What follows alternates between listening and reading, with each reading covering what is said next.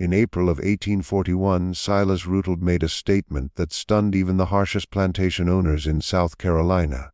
He declared that his daughter, Catherine, a 28-year-old woman weighing more than 260 pounds, would be placed entirely under the control of an enslaved man named Ezekiel Cross, not as a caretaker, not as a companion, but as her master in every meaningful way except in legal terms. The white society of Colleton County was horrified, yet they had no idea what Rutald was truly doing or what Ezekiel Cross had planned for Catherine in the months to come. By November, Catherine's body had transformed in ways that baffled everyone. 13 men were dead, and Cypress Grove Plantation was reduced to smoldering ruins. What exactly happened between that enslaved man and the plantation owner's daughter? What did he do to her that filled everyone who saw it with fear? Before we reveal the chilling truth, subscribe, click the bell, and comment your state below. Let me take you back to the beginning. Spring in Colleton County arrived with suffocating heat and thick humidity that made the air feel heavy. The calm river flowed sluggishly through the lowlands, its dark water reflecting the Spanish moss hanging from live oaks like mourning veils. Rice fields stretched endlessly, flooded and worked by hundreds of enslaved people who waded through the water up to their knees from sunrise to sunset.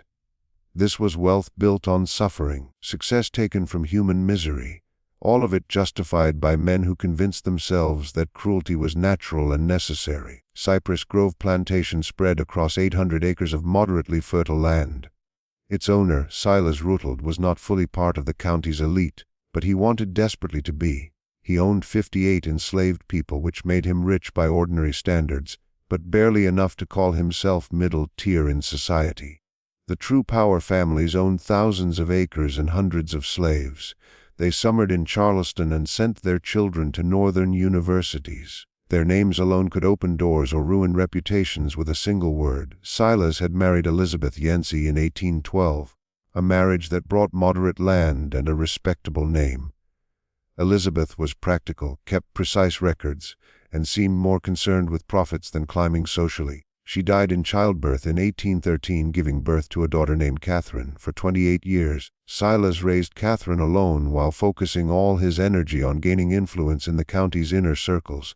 He was tall, thin in the way people become when obsession makes them forget to eat.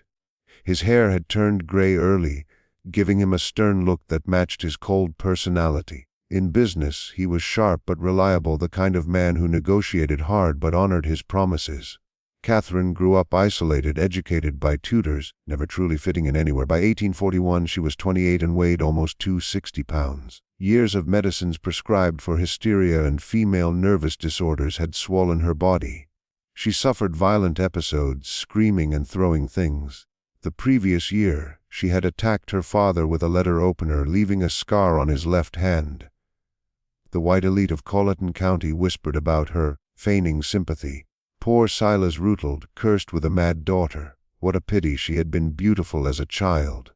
But none of them knew the truth. None knew what Catherine had seen when she was 12, or that her so-called madness was actually a rational reaction to living among monsters. On April 7th, a letter arrived delivered by a private courier. Silas opened it in his study expecting business correspondence. Instead, it contained 3 pages of expensive paper sealed with red wax bearing a symbol he recognized instantly, a scythe crossed with wheat stalks, the mark of the Brethren of the Harvest. The Brethren were 13 men who met in secret to perform rituals they believed strengthened the land through blood sacrifice.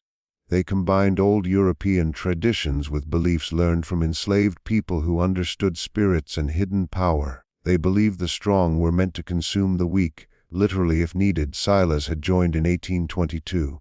Over 19 years he had attended around 40 gatherings, taking part in rituals ranging from unsettling to outright monstrous. The letter told him he was in debt, $12,000 borrowed from years of gambling losses and failed investments, a sum impossible to repay. Doing so would require selling most of his land and all his enslaved people, destroying everything he had built. But the letter offered a different path, a test of loyalty for those in hard positions. Silas was to place his daughter Catherine entirely under the authority of one enslaved man, not temporarily, not as punishment but as a full transfer of control lasting a whole year. The enslaved man would oversee her daily life, treatment, and every aspect of her person. Silas was to announce this publicly to the county's prominent families, describing it as an extreme medical intervention for his daughter. The humiliation would be total. In a society where white women were supposedly treasured above all else, Silas would declare his daughter worth less than his property. But if he agreed, his debt would be wiped clean, and the brethren would provide funds to restore his standing. Silas sat in his study for hours that night, thinking over his choices. Bankruptcy would ruin him entirely. The brethren had influence over judges, lawyers, and politicians in the region. They could make him disappear if he opposed them, or he could sacrifice his daughter's dignity to protect his own position, the choice society had trained him to make. Property over people, power over conscience. He wrote his acceptance by candlelight and sent it before dawn. 3 days later, another letter arrived with a name and brief background. Ezekiel Cross, 33, recently purchased through a broker from a Virginia plantation. His skills included carpentry and herbal medicine. His temperament quiet and obedient.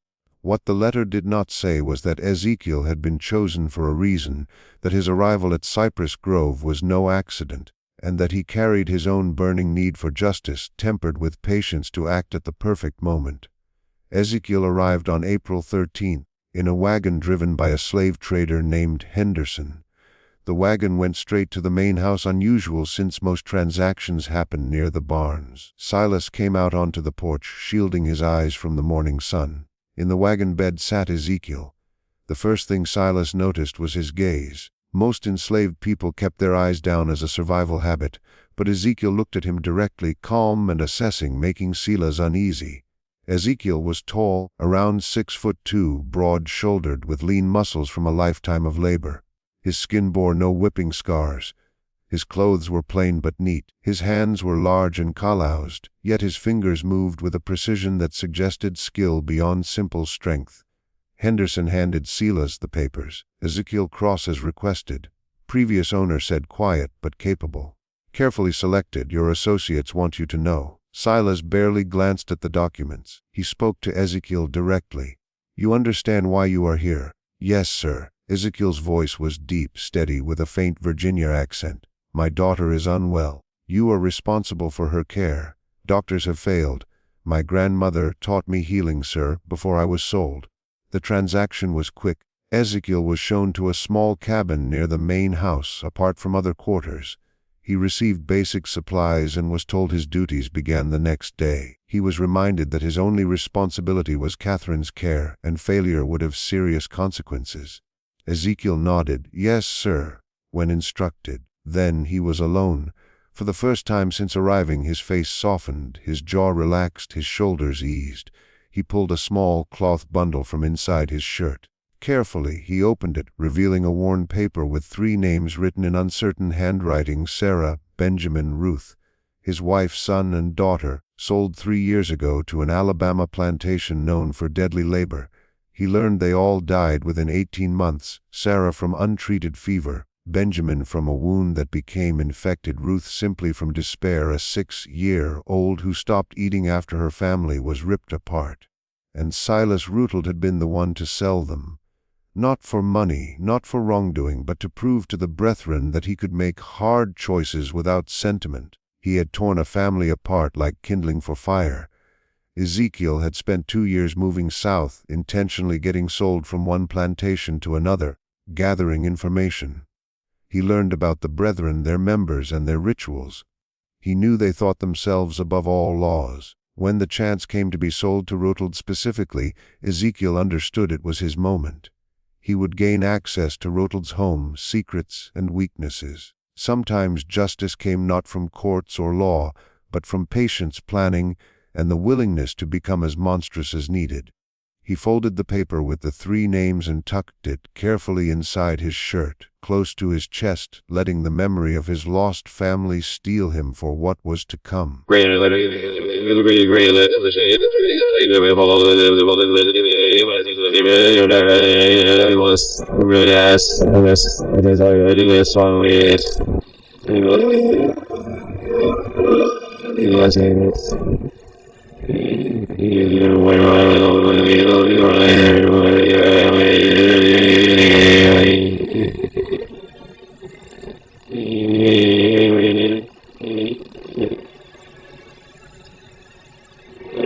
Silas rose from his chair and lightly tapped his glass. My friends, thank you all for being here tonight. As you know, Catherine has been ill for many years. We sought every cure we could find. Doctors came from Charleston, even a specialist from Philadelphia. Nothing brought lasting change until recently. He motioned toward Ezekiel. 2 weeks ago I invited Ezekiel here. He has knowledge of herbal healing. As you can plainly see, Catherine is much better now. Clear-minded, calm, and more like herself than she has been in years. Quiet, polite murmurs moved around the table. Catherine kept her face composed, but Ezekiel noticed her fingers clenched tightly around the napkin hidden in her lap. This improvement, Silas went on, has forced me to make a difficult choice. Catherine needs continued care that our household can no longer provide on its own. After much thought, I have decided that Ezekiel will take full responsibility for my daughter's well-being. He will have full control over her treatment, her daily routine, and where she lives. Starting immediately, the murmurs shifted, confusion spread. Guests looked at one another. Mrs. Pelham's face showed clear shock. Marcus Fanning spoke aloud. Silas, I do not understand. You are placing your daughter permanently under the care of a slave. Silas answered calmly. I am placing her with the one person who succeeded when everyone else failed. My daughter's health matters more to me than social custom. But surely, Reverend Crenshaw said carefully, there must be other choices. A companion, a nurse, someone more suitable. Silas's face hardened. I have decided. Catherine agrees. Do you not, my daughter? Every eye turned to her. This was the moment she could refuse, reveal everything, and bring the entire lie down. Instead, she smiled gently, carefully, giving nothing away. I trust my father's judgment. Ezekiel has been kind, and his treatments have helped me. I am satisfied with this arrangement. Her words were flawless. But Ezekiel saw what no one else noticed. Her knuckles were white against the cloth, and her eyes flashed with something sharp and dangerous. She played the obedient daughter perfectly while inside she was raging. The rest of the evening passed in stiff conversation. Some guests left early. Others lingered to speak with Silas in private, asking questions they did not want overheard. Ezekiel caught pieces of it. Are you sure this is wise? What will people think? The brethren will not like this becoming public. That last comment came from Judge Pelham, spoken quietly near the study door. Silas replied too softly to hear, but whatever he said made Pelham nod and pat his shoulder. By midnight the house was empty. Catherine went to her room. Silas retreated to his study. Ezekiel helped clean, then went upstairs. He knocked gently on Catherine's door. Come in. She sat by the window, still wearing her dinner dress, staring out at the dark grounds. She did not turn. So it is done. I am officially your responsibility now. Property belonging to property. Ridiculous, isn't it? How are you feeling, miss? I want to set this house on fire with everyone inside. But we must wait. That is what you tell me, is it not? Yes, miss. I agreed because I want them to feel safe. I want them to believe this is only my father's odd behavior. I want them to stop watching me while we prepare. She turned to face him. Did you see their faces? The disgust, the pity. They think I am weak. They have no idea what is coming. And what is it that we are planning, miss? Catherine went to her dresser and took out a small wooden box. Inside were papers covered in her handwriting. I have been writing everything I remember for years. Dates, names, descriptions of rituals, all written in code so it looks meaningless if found. But I can read it. We have enough to ruin 20 men. And will anyone believe us, miss? A woman said to be mad and a man in chains. No, that is why we need proof they cannot deny. Something real. She pulled out one page. I know where they keep their records. The brethren keeps a ledger. Every ritual, every offering, every name. It makes sure everyone is guilty together. My father mentioned it once before he realized I would remember. Where is it kept? In the cellar. There is a hidden room beyond the main chamber. I never entered it, but I heard them speak of it. That is where they keep what they fear losing. Ezekiel felt fear and excitement together. Such a book would destroy powerful men, but reaching it meant stepping into the heart of their darkness. We must enter when the house is empty. My father goes to Charleston each month. His next trip is May 14th. He will be gone 3 days. That gives us 2 weeks to prepare. We need the cellar layout, every corner, every hiding place. I will help. I have waited 16 years for this. I know what must be done. They whispered for over an hour. Catherine drew the cellar from memory. Ezekiel asked about locks, guards, and servant routines. When he left her room, it was almost 2 in the morning. In his small room, his thoughts raced. He was now fully bound to a plan with a woman who was brilliant, broken, and frightening. He unfolded the paper with his family's names and stared at it by candlelight. I do this for you, for Sarah, for Benjamin, for Ruth, and for all who suffered because men like Silas Rutledge believe power gives them the right to destroy lives. He blew out the candle and lay awake listening to the house settle. Somewhere below, in a cellar he had never seen, were secrets strong enough to tear apart South Carolina's most powerful families. In 2 weeks, he would go down and find them. The 2 weeks passed in false calm. Catherine continued to improve. She grew thinner, sharper. She walked farther each day. More importantly, she translated parts of her journals for Ezekiel, revealing details that chilled him. The Brethren was not limited to Colleton County.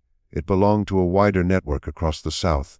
Charleston, Savannah, New Orleans, Richmond, different names, same design. Wealthy men who believed their authority came from ancient rites of control and sacrifice. They believed these traditions were thousands of years old, Catherine explained one afternoon. Old European cults mixed with stolen knowledge from enslaved people, twisted into something evil, used to excuse what cannot be excused. And the sacrifices were not always human. Sometimes animals, sometimes people who would not be missed. Slaves without family, poor whites who wandered too close. Once I heard my father speak of a child, but I do not know if he meant it literally. Where do the bodies go? Every plantation has swamps. They disappear there. And the ledger records everything, 40 years of blood, names, dates, details. They keep it because shared guilt keeps them silent. May 14th arrived. Silas left early with his carriage and servant. He would return on the evening of May 16th. They had nearly 3 days. They waited until night. By 10, the house was quiet. They met in Catherine's room. She wore dark, simple clothes, her hair pulled tight. She looked ready for war. "Are you sure, miss?" "I have never been more sure. Let us go." The cellar door lay behind the pantry. It looked like part of the wall until pressed. It opened to narrow stairs and darkness. The smell struck first. Damp earth, old smoke, and rot. "You grow used to it," Catherine said softly. "I wish I could say it fades, but it does not." They went down carefully, Ezekiel holding a covered lantern. The stairs creaked. At the bottom was a large room with low beams, earth floor, and wet stone walls. At its center stood a heavy table marked with dark stains and carved grooves. Around it were candles, jars sealed with wax, boxes, and robes trimmed in red. Shelves held books and papers. Catherine moved without hesitation. She pressed a stone in the far wall. A hidden door opened. Inside was a smaller room. In the center stood the ledger, huge and bound in dark leather. Ezekiel opened it and read. Names, dates, deaths, dozens, cold, planned, repeated. Not random cruelty, but a system. He understood then how deep the evil truly ran. They had done more than kill. They had eaten. Parts of their victims were prepared in specific ways and consumed during ritual meals they believed passed on strength and power. "Dear God," Ezekiel whispered, "this is worse than I ever imagined. I tried to warn you," Catherine said, her voice flat and steady.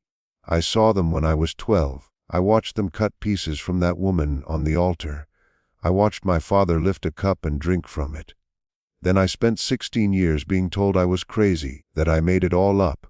But I knew, I always knew." Ezekiel turned the pages, searching for anything about his family. He found it dated October 1838, 3 short lines. "Purchased family unit from Virginia, woman Sarah, children Benjamin and Ruth. Separated from male to demonstrate resolve, sent to Alabama, contact, payment received." 3 lines. That was all the destruction of his family was worth. "We need to take this," Ezekiel said, his voice tight with anger.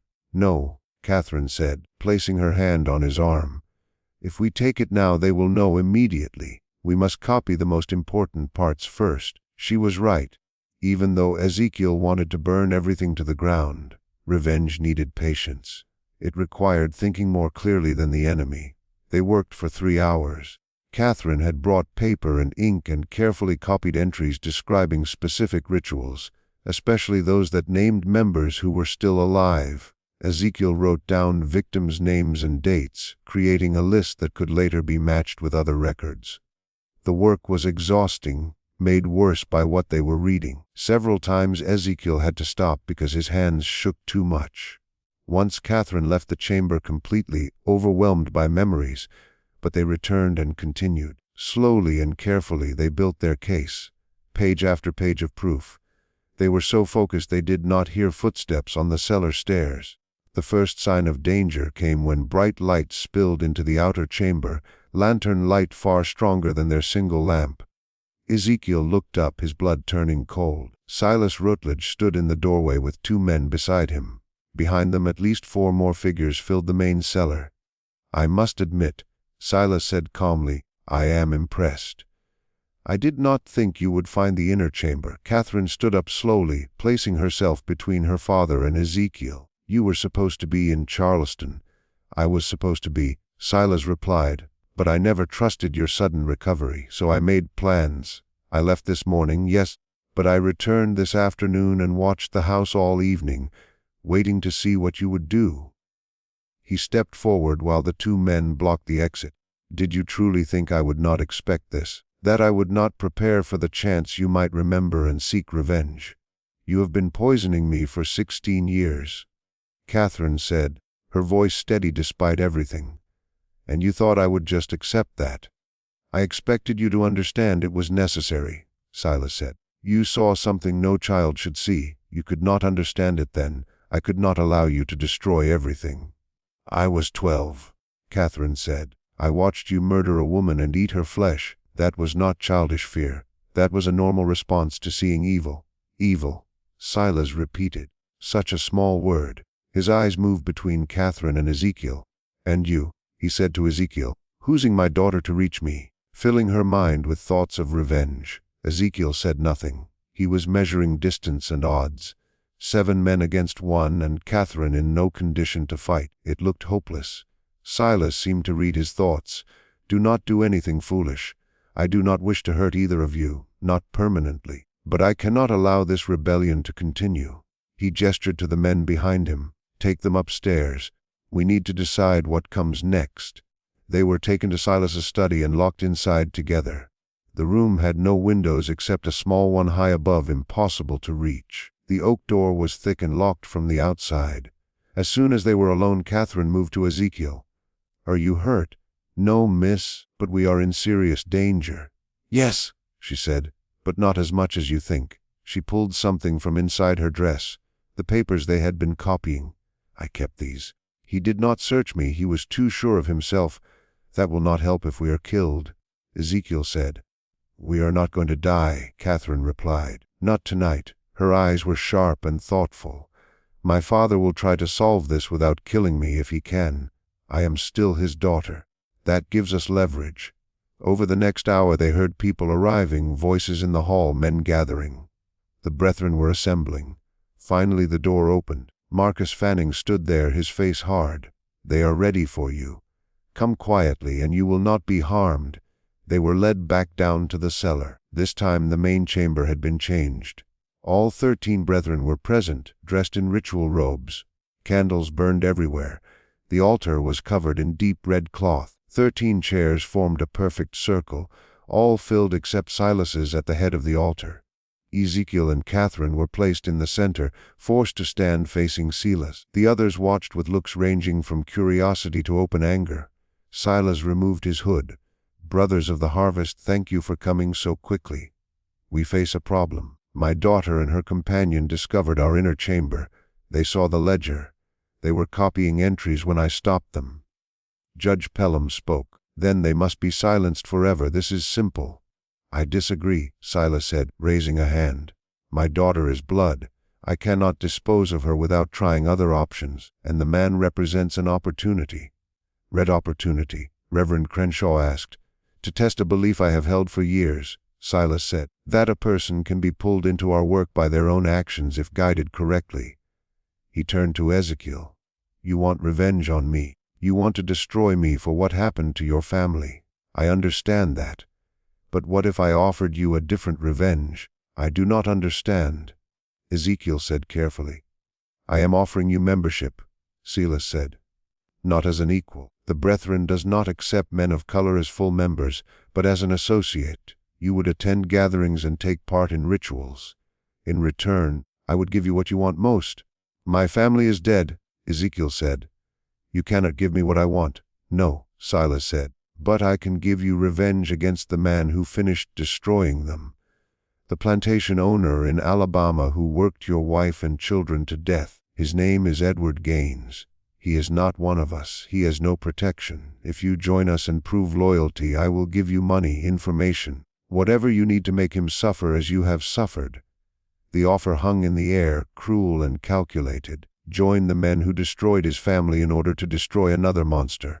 "And if I refuse," Silas continued, "you and Catherine die tonight. Your bodies disappear into the swamp. The papers are burned. Her journals are destroyed. Everything continues as it always has." He spread his hands. "But if you accept, you live. Catherine lives, you get your revenge. All it costs is your soul." Ezekiel looked at Catherine. Her face was pale, and she gave the slightest shake of her head. "Do not do it. Do not become them." But Ezekiel was already thinking about going inside the organization, about collecting more proof, about buying time. "What happens to her?" he asked. "She returns to her room," Silas said. "She resumes her medicine and forgets everything. The other option is she dies with you." "No," Catherine said loudly. "I will not forget again. I will not be silenced. Kill me if you must, but I will not pretend I do not know what you are." Silas's face hardened. "Then you have chosen." "Wait," Ezekiel said quickly. "I accept, but on one condition. Catherine goes free, truly free. Not back to her room. She leaves this house, leaves South Carolina. You give her money to start a new life. Do that, and I will join you." Some of the brethren protested, but Judge Pelham spoke again. "The man has a point. The girl is already damaged. Even if she spoke, who would believe her? But a man willing to join us, to become complicit, that proves our power." Silas thought for a long moment, then nodded. "Very well. Catherine will be sent north. I have contacts in Philadelphia. She will receive a new identity and a small allowance. She may never return to South Carolina or contact anyone from her old life. She will be dead to us." "Agreed." Catherine stared at Ezekiel. "No, agreed," Ezekiel said firmly. "She goes free. I join you. Then we have an agreement," Silas said. He turned to the others. "Catherine leaves tomorrow. Ezekiel's initiation will take place in 3 weeks at the next gathering. Until then, he remains at Cypress Grove under watch. If he tries to escape or make contact, the deal is broken and both will die. Is that understood?" Ezekiel nodded. Catherine looked like she wanted to argue, but Ezekiel met her eyes and gave a small shake of his head. "Trust me." Catherine left at dawn the next morning in a closed carriage. Ezekiel watched from his cabin window as it rolled down the long drive and vanished into the trees. She was not allowed to say goodbye. He was not allowed to speak to her after the confrontation. But the night before, as she was escorted away, she had looked back once, and in her eyes he saw something that gave him hope. She understood. She knew this was not surrender. It was strategy. The question was whether she would truly go to Philadelphia or whether she had plans of her own. The 3 weeks that followed were the longest of Ezekiel's life. He was kept under constant watch. 2 overseers followed him everywhere. He was not allowed to leave the grounds. He was kept busy on the plantation grounds with small, pointless jobs meant only to pass the hours. The work had no real purpose, but it kept him under control. At the same time, he was allowed into the main house, into the study where Silas kept his documents, and into the cellar where the next gathering was being prepared.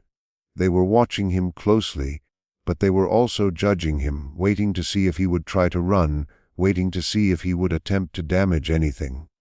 Ezekiel did neither. He acted like a broken man who had chosen survival over pride. He stayed quiet, followed orders, never asked questions, and caused no trouble. But inside, he was paying attention. He memorized daily routines, noticed which enslaved people could be trusted, which overseers enjoyed cruelty, and which brethren members came often. He slowly built a picture in his mind of how everything worked, searching for cracks in their control. At night, alone in his cabin, his thoughts turned dark. His initiation was coming, and he knew it would involve their rituals. They would test him. They would force him to take part in something terrible so that he could never speak against them without destroying himself. He wondered how far he could go, what lines he would never cross, even for justice, even for revenge. He did not know the answers, and that frightened him. On June 2nd, the night before the initiation, Silas came to his cabin. It was well past midnight. Ezekiel woke to the sound of knocking and opened the door to see Silas standing alone. Silas asked if he could come in. Ezekiel stepped aside. Silas looked around the bare room before speaking. He said that tomorrow Ezekiel would become one of them, not fully, never fully, but enough to serve their purpose. He said he wanted Ezekiel to understand what that truly meant. He asked if Ezekiel really understood the agreement he had made. Without waiting for an answer, Silas sat down on the only chair. Silas explained that the brethren had existed for 43 years and had never been exposed. No one had ever broken their silence. Part of that was fear, but part of it was loyalty. They protected their own. When a man joined, opportunities appeared. Legal troubles faded. Enemies suffered setbacks. They were more than a secret group. They were a powerful network spread across the South. Even an associate gained access to things beyond imagination, and in return Ezekiel would help them kill. Silas said it calmly, without emotion. He claimed it was about keeping the natural order, the strong ruling the weak, as the world had always done. He said sentiment was weakness, that love made men soft. He admitted killing Ezekiel's family and said he would do it again for power. Then Silas leaned closer and said something else. He said Ezekiel's family was gone and nothing could change that, but their deaths could still matter. He said Ezekiel could work inside the brethren, push for less cruelty, improve conditions, and influence decisions. He said Ezekiel could have a voice. For a moment it almost sounded reasonable. The idea of helping others from within was tempting, but Ezekiel knew it was a lie meant to trap him. Once he took part, there would be no escape. Power would poison him just as it had poisoned them. Ezekiel asked why Silas was telling him all this. Silas said he wanted Ezekiel to succeed, that an ally was more useful than an enemy. He said he did not want to kill Ezekiel. Before leaving, Silas warned him that tomorrow night he would be given a task that would prove his loyalty. He said Ezekiel must not hesitate. If he failed, both he and Catherine would die. Silas admitted he knew Catherine was alive and hiding, planning her own revenge. He said she was being watched and would be killed if Ezekiel did not pass the test. Cold fear filled Ezekiel. Catherine was alive, but her life depended on what he did next. He said he understood. Silas left without another word. Ezekiel sat alone, trapped between impossible choices. He knew he would have to face something evil the next night or find another path, one no one expected. He took out the paper with his family's names and stared at it in the moonlight. He whispered an apology for what he was about to do and promised their deaths would not be meaningless. The gathering began at midnight on June 3rd. 2 brethren members took Ezekiel to the cellar, tied his hands, and led him down into the candle-lit room where all 13 members waited in robes. Silas stood at the altar and spoke about power, hatred, and control. He said bringing Ezekiel into the circle proved that even enemies could be broken. Another figure was brought forward, bound and terrified. It was a young enslaved woman, barely grown, shaking with fear. Silas told Ezekiel this was his test. To join them, he had to take the knife and begin the ritual. If he refused, he would die. If he agreed, the brethren would help him get revenge. Low chanting filled the room as Silas offered the blade. Ezekiel looked at the woman and saw fear that mirrored his own past. He saw his family in her eyes. He felt the weight of every person who had suffered under men like these. He took the knife. The brethren nodded, believing they had won. Ezekiel stepped forward, raised the blade, and then turned suddenly. He struck the nearest man before anyone could react. The room exploded into confusion. Candles fell, shadows swallowed the walls, and shouting filled the air. Ezekiel moved with desperate force, using every ounce of anger and strength he had saved. These men were powerful in influence, but weak in body and spirit. He reached the altar, cut the woman free, and shouted for her to run. She fled up the stairs. Ezekiel turned to face what remained of the brethren. Silas told him he had doomed himself and Catherine. Ezekiel answered that maybe he had, but he would not die quietly. What Ezekiel did not know was that Catherine had already returned. She had been hiding among the enslaved people, planning. For weeks she had gathered allies, moving in secret, spreading the truth about the cellar and the rituals. When she heard the noise and saw the young woman escape, she knew the moment had come. 23 people answered her call, carrying tools from the fields and years of pain in their hearts. They came ready to end what had haunted them for generations. When the young woman burst from the cellar screaming for help, the reckoning began. The fire caught instantly. Flames raced across the oil-soaked wood, climbing fast and hungry. Within moments the cellar was filled with heat and smoke. Catherine and Ezekiel turned and ran up the stairs, bursting out of the house and into the open air. They stopped in the yard and watched as Cypress Grove plantation began to burn. People would come. Other plantations would see the smoke rising into the sky. There would be questions, whispers, and guesses. But Catherine and Ezekiel already had their story prepared. A terrible accident. A candle knocked over in the cellar. The master and his guests trapped below. So tragic, so sudden, that no one could have saved them. No one would ever know the truth. As the sun slowly rose over the burning ruins, Catherine turned to Ezekiel. "What will you do now?" "Go north," he said. "Use the chaos of this fire to disappear. Maybe find others who want to fight, build a network to help people escape." He pulled the folded pages from inside his shirt, the names of his wife and children written there. "I cannot bring them back, but I can make sure others do not suffer the same fate." "I will go north too," Catherine said. "I will use the money I have been taking from my father's accounts for years. I will start over." She paused, then added, "But I will not forget. I will write everything down, every name, every crime, so that one day someone will know the truth. They will silence you if you try to make it public," Ezekiel warned. "Then I will hide it," Catherine replied. "I will code it. I will leave it somewhere to be found decades from now when we are all gone and it cannot hurt anyone anymore." She looked back at the burning house. The truth has a way of rising, even when people try to bury it. They stayed until the fire burned itself out, until Cypress Grove plantation was nothing but ash and blackened beams, until there was nothing left to show that 13 men had gathered there to commit unspeakable acts. Then they walked away in opposite directions. Catherine went north toward Charleston and eventually Philadelphia.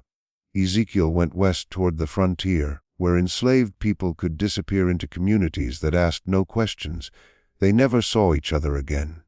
The official story spread exactly as planned. A tragic accident. Silas Rutald and 12 prominent gentlemen meeting at Cypress Grove to discuss business when a fire broke out. All 13 perished in the cellar, overcome by smoke before they could escape. A terrible loss for Colleton County. Funerals were held with full honors. Eulogies praised their contributions to society. Catherine Rutald was reported to have died in the fire as well, trapped in her room, her father's troubled daughter lost in the flames. No one questioned it. No one looked too closely. The enslaved people who had taken part said nothing. They had no reason to speak and every reason to stay silent. Most were sold within months as Cypress Grove was liquidated. They scattered across South Carolina and beyond, carrying their secret with them for the rest of their lives. Years passed. The ruins of Cypress Grove were cleared away. The land was sold. New buildings were raised. Life moved on, covering the past with the present. But whispers remained. Stories told late at night in slave quarters about the plantation where the masters burned. About the night justice came to men who believed themselves untouchable. About the woman and the man who made it happen. The stories changed with each telling, becoming legend, becoming myth. But the heart of them stayed the same. Cruelty has consequences. Power is never absolute, and sometimes the powerless find their power. In 1863, during the Civil War, Union troops occupied the land where Cypress Grove had once stood. They found signs of old tunnels beneath the ground, bones in the nearby swamp, strange markings carved into trees. But the war moved on and no one had time to investigate further. In 1971, during demolition work, a journal was discovered sealed inside a wall. It detailed everything: names, dates, rituals, victims. But it was written in code, and before anyone could fully understand it, the journal vanished from county records. Some say it was destroyed.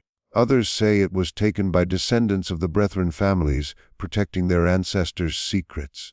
A few believe it still exists, waiting for the right time to be found. What is known is this: 13 prominent men died in a fire in 1841.